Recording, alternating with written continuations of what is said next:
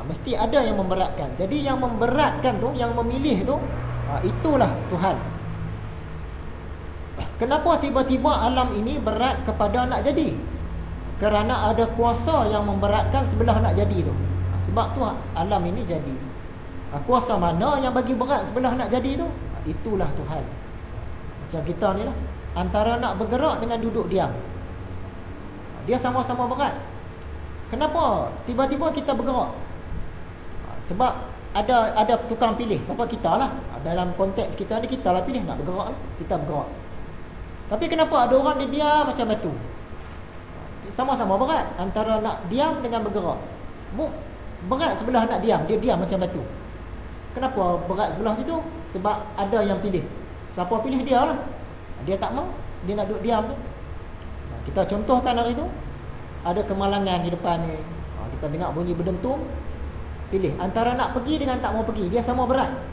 Tiba-tiba sebahagian daripada kita ni berat belah nak pergi. Bangun 3 orang pergi tengok. Kenapa boleh berat belah tu? Sebab ada tukang pilih. Kita lah pilih. Tapi yang 3 orang lagi, dia berat tak mau pergi. Biarlah, jadi apa jadilah. Dia nak duduk sini juga. Macam mana boleh berat belah tak mau pergi? Sebab ada tukang pilih. Macam alam ni sama juga. Antara alam nak wujud dengan tak mau wujud, dia sama-sama berat. Kenapa lepas tu dia berat sebelah nak wujud? Alam ni pun jadi. Maksud dia ada kuasa yang pilih nak bagi dia wujud. Kuasa itulah Tuhan. Ada pula hujah orang-orang etis ni. Dia kata alam ni mencipta dirinya sendiri. Daripada, tak tahu daripada bahan-bahan apa lah. Asap-asap campur debu-debu, campur gelombang-gelombang apa. Jadilah matahari, jadilah bumi, jadilah gunung, jadilah sungai, jadi haiwan, jadilah manusia. Jadilah semua-semua pun. Siapa cipta? Tak ada siapa cipta, dia jadi sendiri. Alam ni yang buat. Dia cakap macam tu. Jadi hujah kita mustahil. Kerana alam ini dia tidak punya akal. Dia tak ada pengetahuan, dia tak ada ilmu, dia tak ada perasaan, dia tak ada kemahuan. Sedangkan yang dia ciptakan iaitu manusia dan jin. Manusia dan jin ni dia ada akal, ada pemikiran, dia ada kemahuan, ada kehendak, ada naluri. Mana boleh yang tak ada akal, tak ada naluri, tak ada hati, dia ciptakan makhluk yang ada hati? Mana boleh? Kalau kita katakan gunung, dia menciptakan kerusi, tak apa, kita boleh terima lah. Sebab gunung pun tak ada akal, kerusi pun tak ada akal. Kita kata gunung menciptakan batu, okey, boleh terima lah. Gunung menciptakan kereta pun kita terima lah. Tapi kalau dia kata gunung menciptakan manusia, kita tak boleh terima. Sebab apa? Sebab gunung dia tak ada akal fikiran. Mana boleh dia cipta makhluk yang ada akal fikiran? Jadi yang menciptakan makhluk berakal fikiran ni, iaitu manusia dan jin, tentulah yang ada akal pemikiran juga. Tapi lebih hebat lah. Bukan macam akal pemikiran kita. Di sekurang-kurangnya yang menciptakan manusia ni mesti ada akal juga, ada pengetahuan juga. Jadi yang menciptakan itulah Tuhan. Mana boleh alam ni dia sendiri-sendiri dia, tanpa akal fikiran dia ciptakan manusia dan jin? Mustahil. Jadi kesimpulan pelajaran yang dulu, Tuhan memang wujud. Dari segi hujah Al-Quran, dalil-dalil naqli, hadisnya semua kita tak petikai dah. Dari segi akal fikiran pun tak boleh nak lawan dah. Memang Tuhan ni memang ada. Jadi kita dah selesai dah satu sifat Allah, iaitu wujud. Malam ini pelajaran kita nak sambung kitab Mishkatul Anwar, berkait dengan tauhid akidah juga.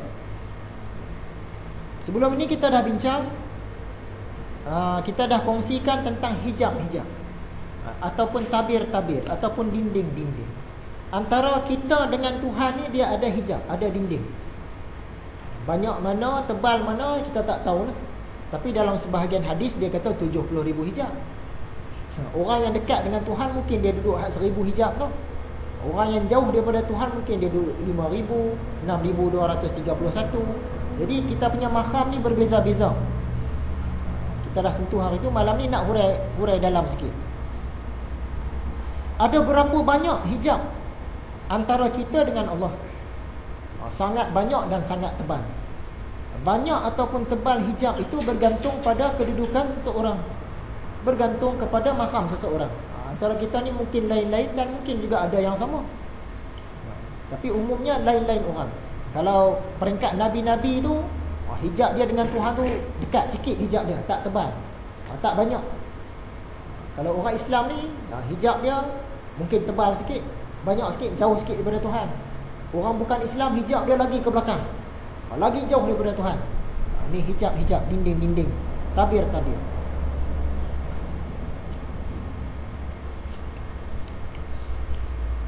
Jadi hijab-hijab ni dia nak meletakkan kedudukan seseorang kepada Tuhan. Jauh ke dekat ke dengan Tuhan orang tu? Hijab dia tu tebal ke nipis ke? Gelap ke boleh nampak ke? Macam pengantin lelaki nak tengok pengantin perempuan, kalau hijab dia tu jenis tebal, jenis gelap, dia tak nampak langsung sebelah sana. Kalau hijab dia tu nipis, dia boleh nampak dah, nampak bayang-bayang. Kalau hijab dia lagi nipis, dia boleh nampak terus, seorang macam cermin lah. Daripada cermin tu boleh nampak terus pengantin. Macam tu lah. Kenapakah kedudukan ataupun makam kita di dunia ini sangat penting untuk kita usahakan? Yang kedudukan, yang hijab-hijab tadi, kenapa kita ni biarlah duduk hijab ni, tabir yang ke 5,000 ni, tabir 5,000 sudah lah, tak payah usaha dah lah. Kita usahalah pergi berperang, jihad ke, jihad ekonomi ke, jihad politik ke, jihad apa-apa jihad lah untuk masyarakat dunia ni. Kenapa tak boleh macam tu? Kenapa kena usaha juga yang makam-makam ni? Jadi kerana kedudukan ataupun makam kita di dunia ni ada kaitan dengan kedudukan ataupun makam kita di akhirat nanti. Ada orang di akhirat nanti dia duduk dalam neraka, tapi sebenarnya kedudukan dia dalam neraka tu di dunia ni dah ada dah. Dah ada dah. Dia duduk di mana? Dia duduk tabir mana? Tabir tu lah. Dia di dunia dia duduk di tabir tu, katalah nombor 5,000, di akhirat dia duduk nombor 5,000 tu lah. Kalau dalam neraka, neraka lah. Ada pula orang dia bakal duduk dalam syurga, tapi di dunia ni dah nampak dah. Ada orang bakal duduk dalam syurga tinggi. Kata masuk syurga dah, rupanya syurga ni pula bertingkat-tingkat. Ada lapis-lapis dia. Lain orang, lain nikmat dia.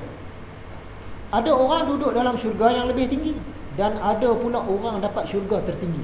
Yang Nabi-Nabi, Rasul-Rasul, syurga tertinggi lah. Syurga tertinggi ni syurga Firdaus. Dia ni betul-betul di bawah arash. Maksud dia rapat sangat dengan Tuhan. Maksud dia hijab tu paling nipis. Jadi kalau kita duduk syurga yang bawah-bawah ni, tempat tinggi dah tu. Syurga mestilah tempat tinggi. Tapi hijab dia lain-lain pula. Dia tebal pula hijabnya. Kita ambil contoh macam kita dengan raja lah. Orang yang duduk di kawasan kampung, pedalaman, hijab dia dengan raja tu tebal, banyak. Kenapa kita kata macam tu? Sebab dia nak jumpa raja tu susah. Setahun sekali nak jumpa raja pun tak dapat nak jumpa, sebab dia duduk lautan. Jadi hijab dia kita kata tebal, jauh. Ada pula orang dia duduk di bandar, dia duduk dalam kawasan kota. Dia konon zaman dulu lah, macam Melaka lah. Dia duduk di kota Melaka tu. Jadi dari segi hijab tu dia nipis sikit kedudukan dia dengan raja tu. Sebab sekurang-kurangnya setahun sekali dia jumpa juga raja. Hari raya, raja pergi semayang raya, dia nampak lah. Ataupun masa hari sambutan hari lahir, raja berjalan, dia bagi sedekah kepada rakyat, nampak lah. Jadi nak banding orang duduk di kota tadi dengan yang duduk di Ulu Melaka dalam hutan tu, orang yang duduk di kota ni walaupun dia masih terhijab dengan raja tu, tapi dia dekat lah. Orang yang di kampung sana tu jauh hijab dia.